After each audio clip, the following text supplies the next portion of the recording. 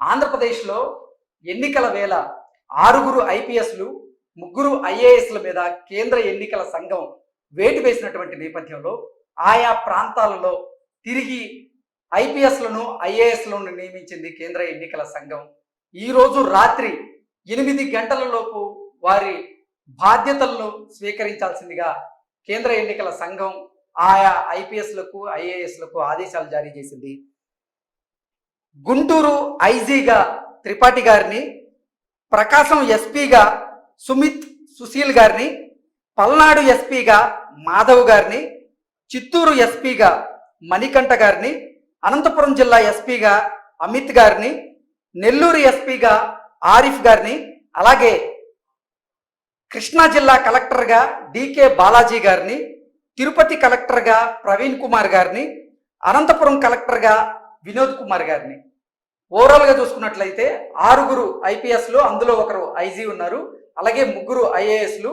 6 ఐపీఎస్లలో గుంటూరు ఐజీగా త్రిపాఠి గారిని, ప్రకాశం ఎస్పీగా సుమిత్ సునీల్ గారిని, నెక్స్ట్ పల్నాడు ఎస్పీగా మాధవ్ గారిని, చిత్తూరు ఎస్పీగా మణికంఠ గారిని, అనంతపురం ఎస్పీగా అమిత్ గారిని, నెల్లూరు ఎస్పీగా ఆరిఫ్ గారిని ఈరోజు రాత్రి 8 గంటలలోపు బాధ్యతలు స్వీకరించాల్సిందిగా ఐపీఎస్లుగా కేంద్ర ఎన్నికల సంఘం వారికి ఆదేశాలు జారీ చేసింది. అలాగే కృష్ణా జిల్లా కలెక్టర్గా డికే బాలాజీ గారిని, తిరుపతి జిల్లా కలెక్టర్గా ప్రవీణ్ కుమార్ గారిని, అనంతపురం కలెక్టర్గా వినోద్ కుమార్ గారిని ఐఏఎస్లుగా బాధ్యత చేపట్టాల్సిందిగా ఈరోజు రాత్రి 8 గంటలలోపు ఈసీ అంటే కేంద్ర ఎన్నికల సంఘం వారికి ఆదేశాలు జారీ చేసిన నేపథ్యంలో వారు మరికొద్దిసేపట్లోనే ఈ బాధ్యతలు చేపట్టబోతున్నట్లుగా మనకైతే సమాచారం అందుతోంది.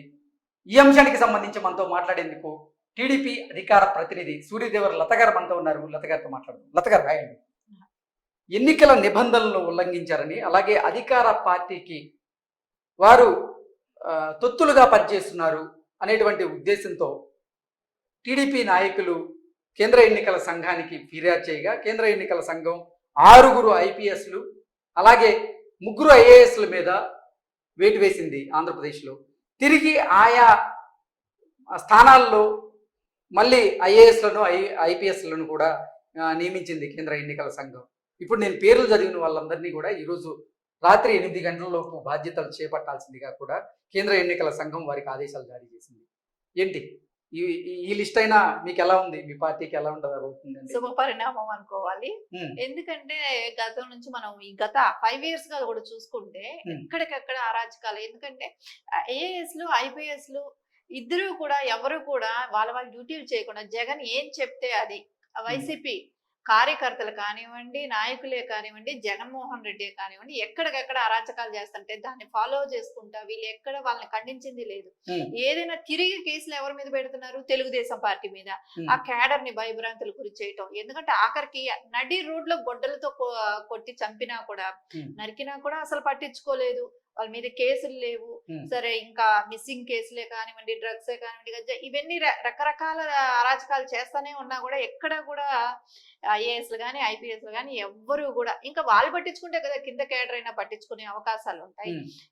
పోలీస్ స్థాయికి రావాలంటే జిల్లా కలెక్టర్ యంత్రాంగం కరెక్ట్ గా ఉంటే ఒక కానిస్టేబుల్ అయినా మాట వింటారు అనుకోవడానికి. అసలు జిల్లా యంత్రాంగం ఎక్కడా కూడా పనిచేయట్లేదు కదా. సో ఖచ్చితంగా పోలీసుల మూలాన చాలా ప్రాబ్లం గత 5 years గా తెలుగుదేశం పార్టీ ఎదుర్కోవటం జరిగింది. అదేలాగా ఇప్పుడు మార్చటంలో కొంచెం శుభ పరిణామం కింద తీసుకోవాలి. ఎందుకంటే ఎలక్షన్ బిఫోర్ ఇది చేంజెస్ రావటం కూడా మెయిన్ ఇంపార్టెంట్. ఎందుకంటే రేపు పొద్దున గొడవలే కానివ్వండి, అల్లర్లే కానివ్వండి, ఇవి ఖచ్చితంగా జరుగుతాయి. కాబట్టి ఖచ్చితంగా ఇప్పుడు ఇది రావటం కూడా మంచి పరిణామం కింద తీసుకోవాలి. కానీ ఇంకా ఉన్నారు, ఇంకా చాలా మంది ఉన్నారు. సో మరికొన్ని వార్తలు కూడా వస్తున్నాయి. కొంతమంది ఐఏఎస్లు అలాగే కొంతమంది ఐపీఎస్లు కూడా జగన్మోహన్ రెడ్డి ప్రభుత్వానికి అనుకూలంగా వ్యవహరిస్తున్నారని, వారి మీద కూడా త్వరలో వేటు పడబోతుంది అంటూ కూడా ఒక వార్త ఇప్పుడు సోషల్ మీడియాలో చక్కర్లు కొడుతూ ఉంది. అందులో ఆంధ్రప్రదేశ్ డీజీపీ గారి పేరు అలాగే ఆంధ్రప్రదేశ్ సిఎస్ గారి పేరు కూడా బలంగా వినపడుతుంది. వీరిద్దరి మీద కూడా కేంద్ర ఎన్నికల సంఘం వేటు వేయబోతుంది త్వరలో అంటూ కూడా కొన్ని వార్తలు వస్తున్నటువంటి నేపథ్యంలో ఏంటి నిజంగా వారిద్దరి మీద కూడా వేటు పడే అవకాశం ఉందా? ఖచ్చితంగా వాళ్ళిద్దరి మీద వేటు పడాల్సిన అవకాశం అయితే ఖచ్చితంగా ఉంది.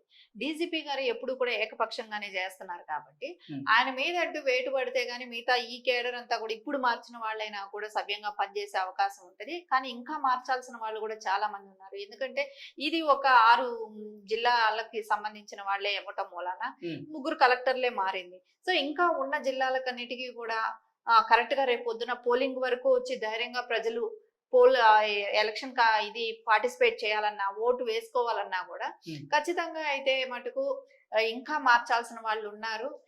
దీని మీద కూడా తొందరగా యాక్షన్ తీసుకోవటం మంచిది అనిపిస్తుంది. ఎందుకంటే మనం చూస్తున్నాం యథార్చిగా వాళ్ళు ఈవీఎం ప్యాడ్లు కూడా సో ఈ డూప్లికేట్ తయారు చేయటమే కానివ్వండి, వాళ్ళు డబ్బులు పంచడానికే కానివ్వండి, ఎలాంటి అరాచకమైన పనులు చేస్తున్నారు అనేది కూడా మనకు అర్థమవుతుంది. కాబట్టి ఖచ్చితంగా ఇంకా మార్చేయాల్సిన అవసరం అయితే ఉందనేది మనకు కనపడుతూనే ఉంది. అప్పుడు కానీ సజావుగా ఎలక్షన్స్ జరగవు. ఇప్పుడు రేపు పొద్దున ఎలక్షన్స్ కి ఇప్పుడు చూస్తున్నాం పవన్ కళ్యాణ్ గారు ఇది చూస్తున్నాం బ్లేడ్లతో కట్ చేయటం అంటే అవన్నీ చేస్తున్నారు అని అన్నప్పుడు ఎన్నికల ప్రచారంలో భాగంగా ఆయన ఎంతో మందిని కలవాల్సి వస్తున్నటువంటి నేపథ్యంలో ఆయన్ని కలవడానికి వచ్చినటువంటి కొంతమంది సన్న బ్లేడ్లు తీసుకొస్తున్నారు, తనని తన సెక్యూరిటీని కూడా వారు కోసేటువంటి ప్రయత్నం చేస్తున్నారు అంటూ కూడా ఆయన గతంలో కొన్ని ఆరోపణలు కూడా చేశారు. అది మనం విన్నాం. అవును, అది వీటన్నింటినీ దృష్టిలో పెట్టుకొని కేంద్ర ఎన్నికల సంఘం ఐఏఎస్ల మీద ఐపీఎస్ల మీద బదిలీల వేటు వేయబోతోందా అంటే ఏం చెప్తారు? అవును, రేపు పొద్దున నాయకులందరూ కూడా వెళ్ళి ప్రచారం చేయాలంటే ఒక సెక్యూరిటీ సేఫ్ సైడ్ గా ఆలోచించాల్సిన అవసరం ఉంది. ఎందుకంటే నాయకులు బయట వెళ్ళేటప్పటికి వచ్చే వరకు కూడా ప్రొటెక్షన్ లేకపోతే ఆ ప్రొటెక్షన్ ఎవరు ఇవ్వాలి? డిపార్ట్మెంట్ ఇవ్వాలి. ఆ డిపార్ట్మెంటే కొమ్ము కాస్తా ఉంటే వైఎస్ జగన్మోహన్ రెడ్డికి రేపు పొద్దున భద్రత ఎక్కడ ఉంటది? అందుకోసం ఖచ్చితంగా కూడా డిపార్ట్మెంట్ లో ఇప్పుడు మారిన 6గురికి మార్చడం సంతోషకరం విషయం అయినా కూడా కానీ ఇంకా మారాల్సిన వాళ్ళు చాలా మంది ఉన్నారు. వాళ్ళందరూ కూడా మారితే రేపు పొద్దున వీళ్ళందరూ కూడా ఎలక్షన్ క్యాంపెయిన్ కి వెళ్ళినా ఒక భద్రత ఉంటది. సో రేపు పొద్దున ఓట్ పోల్ అవటానికి కూడా, ఎందుకంటే ఓట్ పోల్ ఇంకా అక్కడ వరకు రావటానికి కొంతమందికి గొడవలు అయితే రారు.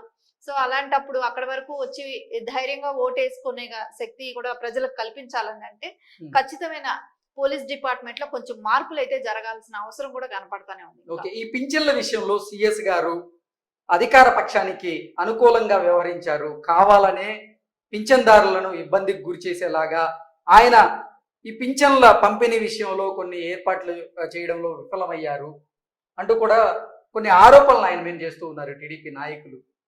అవును, అది జరిగిన మాట వాస్తవమే కదా. ఎందుకంటే నిన్న కూడా అసలు డబ్బులు పంపిణీ జరగకనే పిలిపించారు. అది వాలంటీర్లతో కబురు చేయించడం. వాళ్ళు వాలంటీర్లే అక్కడ ఇస్తున్నారు సచివాలయంలో, మీరు వెళ్ళి గ్రామ వార్డు సచివాలయంలో డబ్బులు పంపిణీ చేస్తున్నారు, మీరు వెళ్ళి అక్కడ కలెక్ట్ చేసుకోండి, డబ్బులు తీసుకోండి అని ఒక ఫేక్ ప్రచారం చేయటం. సో వాళ్ళు అంటే గవర్నమెంట్ దగ్గర డబ్బులు రాలేదు, ఇంకా వాళ్ళకి సచివాలయం వరకు కూడా మనీ రాలేదు, రాకపోయినా కూడా ఒక ఫేక్ ప్రచారాలు చేయటం, వాళ్ళని ఇబ్బందులకు గురి చేయటం, పొద్దున్న నుంచి సాయంత్రం వరకు అట్లా కూర్చోపెట్టడం, అంటే నీళ్లు తాగటానికే కానీ ఫుడ్ కానీ అన్ని ఇబ్బంది పడతా పాపం 60 సంవత్సరాల తర్వాత ఉన్న వయసు వృద్ధులకు అందరికీ కూడా అలాంటి పరిస్థితి రావటం కూడా కష్టంగానే అనిపించింది. కానీ ఎందుకంటే ఇదంతా తెలుగుదేశం మీద బ్లేమ్ చేయటం కోసం, తెలుగుదేశం ఇవ్వనివ్వలేదు కదా వాలంటీర్లకి అని చెప్పి తెలుగుదేశాన్ని బ్లేమ్ చేద్దామనే దానికి వృద్ధులందరినీ కూడా నిన్న ఇబ్బంది పెట్టడం జరిగింది. ఓకే, అంటే ఇప్పుడు సిఎస్ గారికి అలాగే సిఎస్ గారి మీద డీజీపీ గారి మీద కూడా వేటు పడబోతుందా? ఒకవేళ పడితే వాళ్ళిద్దరిలో మొదటిగా ఎవరి మీద వేటు పడబోతుంది అంటే ఏం చెప్తారు? డీజీపీ గారి మీద పడాలి ఫస్ట్ టైం అయితే ఫస్ట్. ఎందుకంటే ఆయన వచ్చిన దగ్గర నుంచి కూడా మనం గత ఉన్న ఏ డీజీపీ ఉన్నా కూడా జగన్మోహన్ రెడ్డి చెంచాల్లాగా పనిచేయటం అనేది జరుగుతుంది. కాబట్టి ఫస్ట్ డీజీపీలకి అయితే వేటు వేయాల్సిన అవసరం అయితే ఖచ్చితంగా ఉంది. తర్వాత సిఎస్ గారు కూడా ఇద్దరిని మార్చాల్సిన అవసరం కూడా మనకు స్పష్టంగానే కనపడుతుంది. ఓవరాల్ గా ఏపీలో కొంచెం చేంజెస్ జరిగితే కానీ ఎలక్షన్ సజావుగా జరగదనేది కూడా మన అందరికీ కూడా అదే అభిప్రాయంలో ఉన్నారు.